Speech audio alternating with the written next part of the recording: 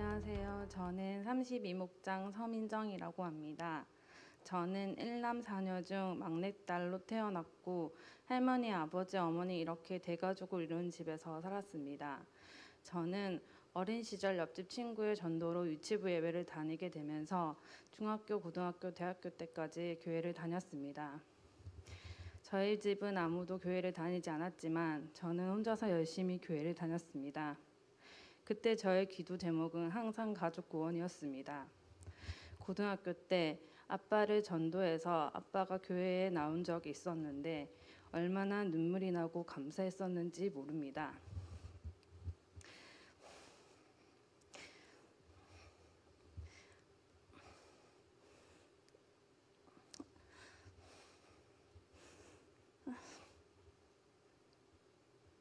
아빠는 늘 공허해 보였고 죽고 싶어 했었습니다. 자식들을 돌보지 않고 늘 술만 드셨던 분이셨기에 아빠가 너무 미웠지만 그래도 아빠가 교회를 따라 나와 주셔서 너무 좋았고 하나님 믿고 나면 달라지실 거라는 기대를 가졌지만 기대와 달리 몇 주 나오시다가 안 나오게 되었습니다. 그러던 어느 날 아빠는 목이 너무 심하게 붓고 혀에 뭔가가 나기 시작하더니 결국 후두암 3기 판정을 받으셨습니다. 아빠는 살고자 하는 의지가 아주 대단했습니다. 지금까지는 그렇게 죽고 싶어 하시더니 암 판정을 받고는 살고 싶어졌는지 항암 치료와 방사선 치료만 40회를 받으시고 컨디션이 괜찮은 날은 매일매일 운동도 거르지 않으셨습니다. 저희 가족은 아빠를 살리기 위해 힘을 합쳤고 저는 주말이면 엄마와 교대를 하며 아빠 곁을 지켰습니다.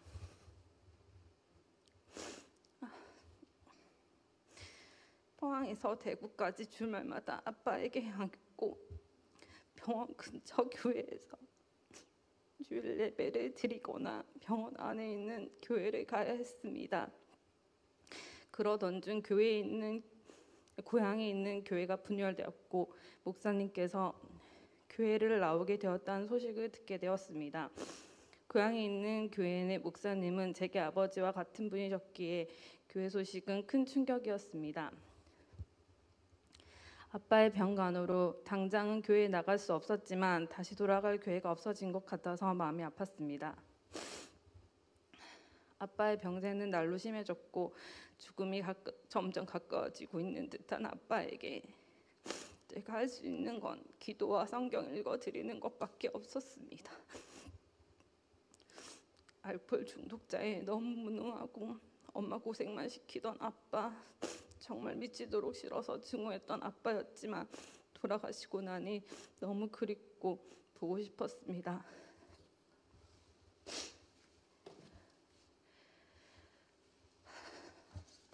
그러던 중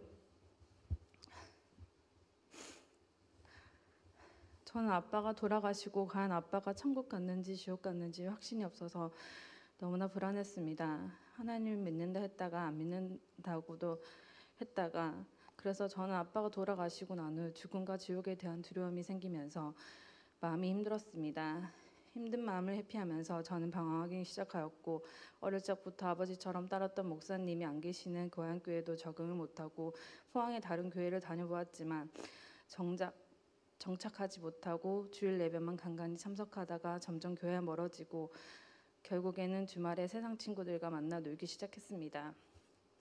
그러다 지금의 남편을 만나 교제를 시작하고 결혼을 약속했습니다. 시어머님께서는 저에게 결혼하면 성당에 다닐 것을 강요하셨고 저는 지금 교회도 안 나가고 있는데 성당을 다닐 순 없었기에 그대로 말씀드렸더니 결혼을 반대하셨습니다. 시어머니의 반대에도 불구하고 남편의 고집으로 결국 결혼하게 되었지만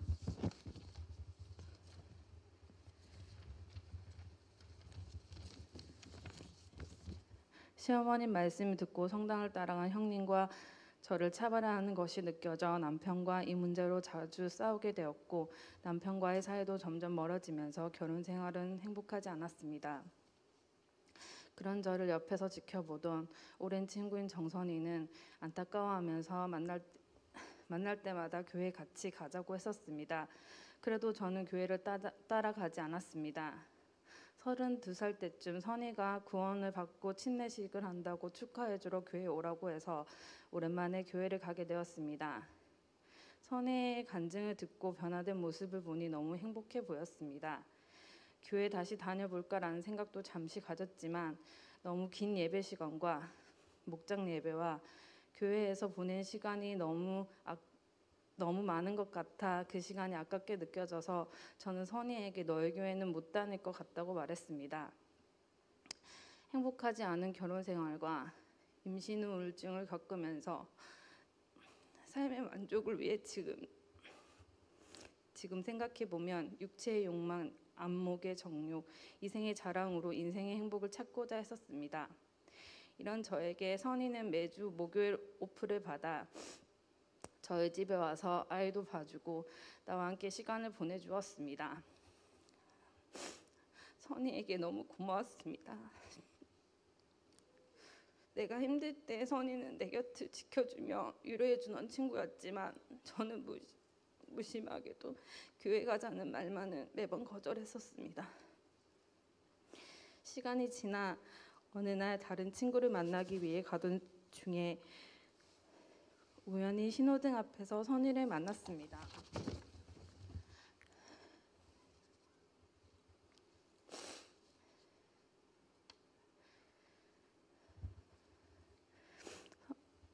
선희를 오랜만에 만난지라 너무나 반가워서 만나기로 약속한 신이라는 친구와 같이 만나게 되었습니다. 선희는 그 자리에서 또 교회 얘기를 꺼내면서 제 친구 신이와 저에게 복음 집회가 있는데 오라고 초대하는 것이었습니다. 저는 너무 가기 싫어서 제 친구 신이가 마침 교회를 찾고 있었고 이 친구나 데리고 가라고 서로 연결해주고 헤어지면서 저는 친구 신이에게 선희교회는 예배도 너무 길고 지루하고 수련회도 많고 아무튼 힘들 거라고 했지만 신이는 그래도 한번 가보자고 하길래 같이 가기로 약속했었습니다. 복음 집회가 있는 토요일 날 아침에 갑작스럽게 시아버님께서 돌아가셨다는 어머님의 전화를 받고 정신없이 장례식을 준비한다고 저는 복음 집회를 참석하지 못했습니다. 친구 신이는 혼자서 복음 집회를 참석하고 저녁에 장례식장에 와서는 저를 보자마자 눈물을 흘렸습니다.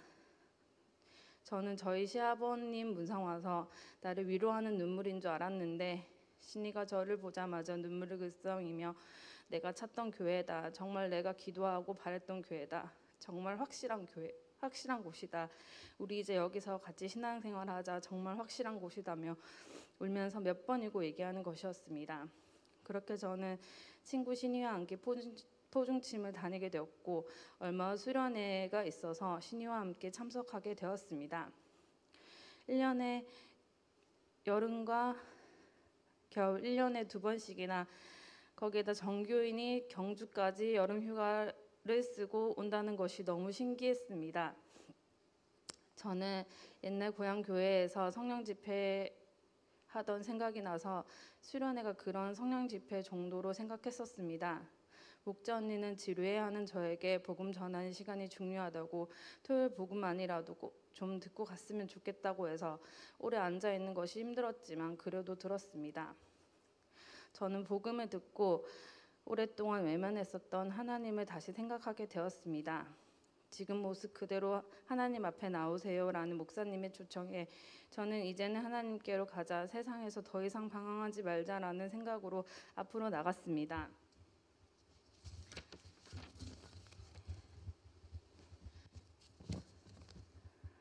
저는 어렸을 적 고향교회에서 성령 집회 때 목사님께서 제 머리에 손을 얹으시고 기도해 주셔서 방언을 받았습니다. 저는 그때 방언 받은 것이 구원을 받았다고 믿으며 열심히 신앙생활을 해왔기에 제 구원에 대해서는 의심을 하지 않고 다시 결단하고 하나님께로 가면 되는 줄 알았습니다. 그래서 간증문도 어렵게 쓰고 목사님과 복음신방도 받았지만 그 후로도 저를 자꾸만 부군 앞에 서게 하려는 목자 언니와 양육인 하연 언니의 겉면에 마음이 힘들었지만 한편으로는 제가 받은 구원을 생각하면 복잡해지고 혼돈이 오기 시작했었습니다. 제가 더 혼란스러웠던 것은 두 번째 듣는 생명의 삶의 성경 공부를 듣고 난 후였습니다. 생명의 삶 성경 공부 때 구원은 하나님을 떠나 내가 주인이 되어 내 마음대로 살아왔던 죄에 대한 회개가 있어야 한다고 하셨는데, 저는 어렸을 적에 방언과 함께 구원을 받았고 아빠가 돌아가시고 난 후 하나님을 떠나 교회를 나가지 않은 것이 죄라 여기면서 그저 후회하는 정도의 느낌으로 회개하고 다시 교회를 잘 다니고 신앙생활 잘 하도록 노력해야겠다라는 마음을 가지며 하나님께 도와달라고 기도하는 정도였습니다. 교회 온 지 얼마 안 됐을 때 들었던 생명의 삶 성경 공부는 그냥 아무 생각 없이 들었고 많이 빠졌었는데, 두 번째 듣는 생명의 삶 성경 공부는 맘 열고 들어서 그런지 믿는 것이 무엇인지 하나하나 배우게 되고, 성경 공부를 하고 오면 내 영혼이 살아나는 것 같았습니다. 요한복음 3장 16절 말씀, 하나님이 세상을 이처럼 사랑하사 독생자를 주셨으니 이는 그를 믿는 자마다 멸망하지 않고 영생을 얻게 하려 하심이라. 아멘. 내가 막연히 믿었던 하나님께서 어떤 분이신지, 또 오직 예수님을 통해서만이 구원의 길로 갈 수 있다는 것도 배우게 되었습니다. 저는 어렸을 적부터 교회를 다녔지만 복음은 포중침에 와서 처음 들었습니다. 성경에서 말씀하시는 죄에 대해서도 정확히 알게 되었습니다. 그리고 정직하게 말씀 앞에 제 모습을 비춰보았습니다. 로마서 1장 28절 32절 말씀, 또한 그들이 마음에 하나님 두기를 싫어하며 하나님께서 그들을 그 상실한 마음대로 내버려 두사 합당하지 못한 일을 하게 하셨으니. 아멘. 저는 그동안 마음에 하나님을 두기 싫었었고 그 마음으로 온갖 죄악을 저지르며 살아왔던 것이 분명했습니다. 죄는 반드시 결과가 있다는 말씀과 죄인인 내가 내 죄를 해결할 수 없다는 말씀 앞에 내 자신이 얼마나 크고 어마무시한 죄인인지도 인정할 수밖에 없었습니다. 죽어 마땅한 벌레만도 못한 나의 죄를 예수님께서 뒤집어 쓰고 내가 받아야 할 수치와 조롱을 십자가에서 대신 받으신 예수님, 그동안 저는 저의 죄를 대신해서 죽어주신 예수님을 단 한 번도 생각해 본 적이 없이 선악과를 베어 물고 살아왔었습니다. 히브리서 8장 12절 말씀, 내가 그들의 불의를 긍휼히 여기고 그들의 죄를 다시는 기억하지 아니하리라. 아멘. 죄인 중에 죄인인 나에게 사마리아 여인과 같던 나에게 내 죄를 다시는 기억하지 않겠다 하신 하나님의 사랑 앞에 눈물로 기도하며 2시간이 넘도록 회개의 기도를 하게 하셨습니다. 어릴 적 아빠를 위해 간절히 기도했던 때가 생각났습니다.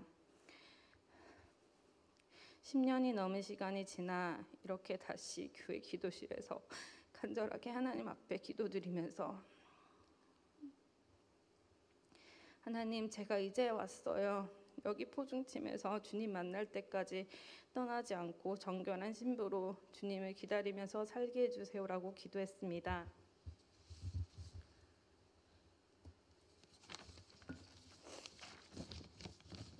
이사야 53장 6절 말씀, 우리는 모두 양처럼 길을 잃고 각기 제 갈 길로 흩어졌으나 주께서 우리 모두의 죄악을 그에게 지우셨다.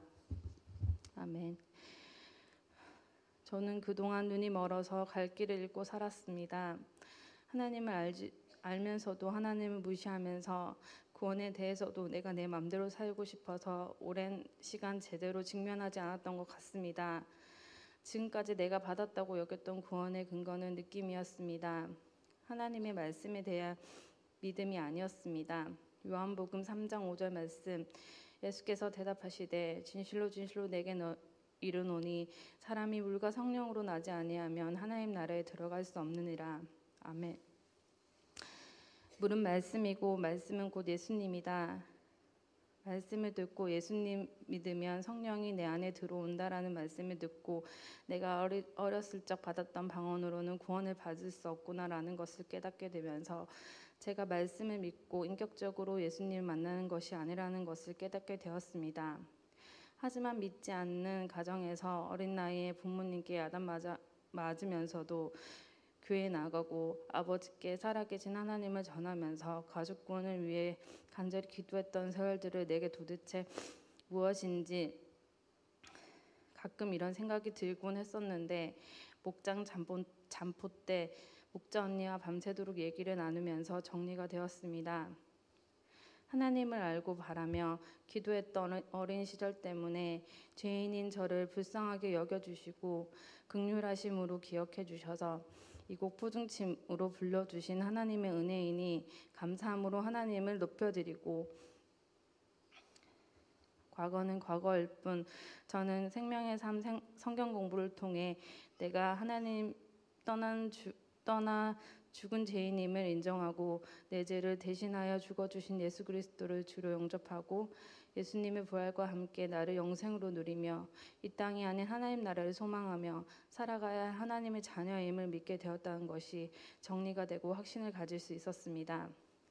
저는 자신이 구원받았다고 착각하고 있을 때에도 돌아가신 친정아버지 때문에 죽음에 대한 두려움과 천국과 지옥에 대한 두려움 때문에 자녀를 낳아도 지옥에 가게 될지 모른다는 생각으로 둘째 임신도 하지 않으려 했었습니다.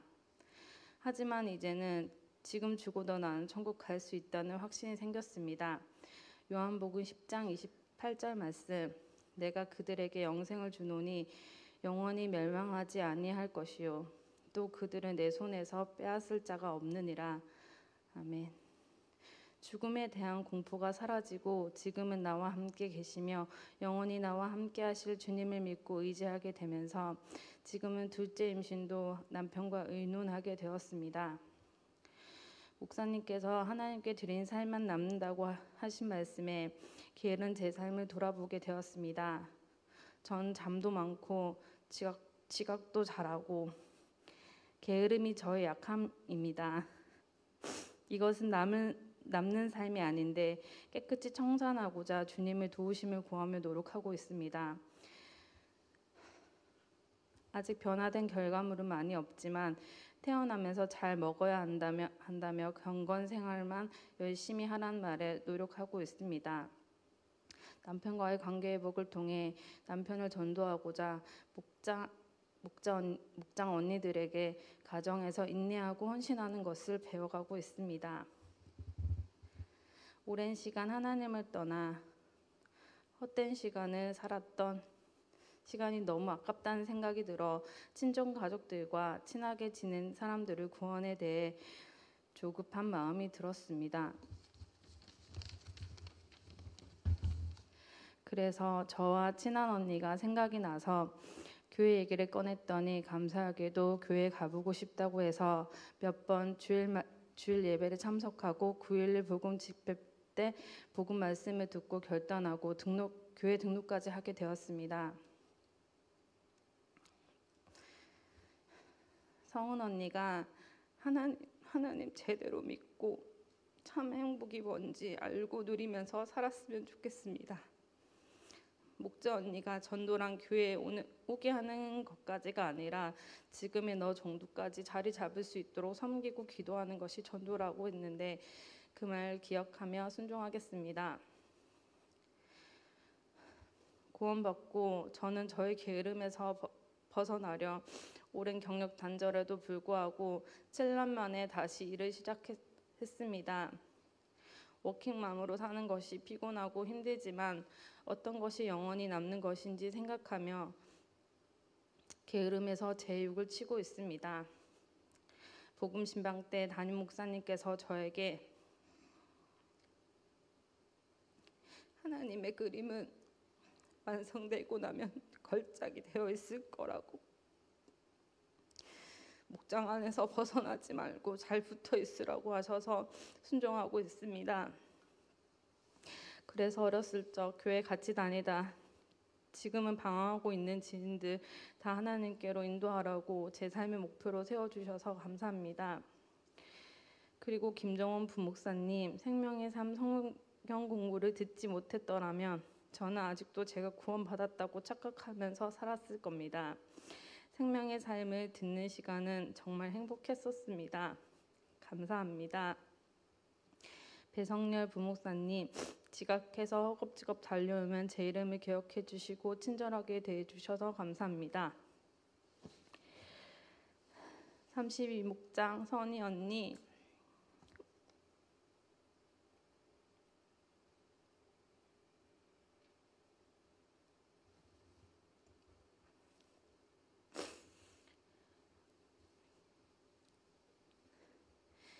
언니의 기도와 사랑으로 제가 이 자리까지 오게 되었어요.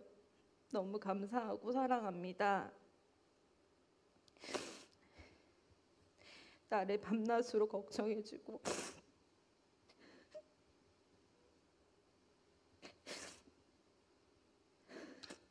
기공소 일까지 해가면서 양육해준 하연 언니 감사하고 사랑합니다. 그리고 저를 전도해준 내 친구 선이야, 너무 고마워.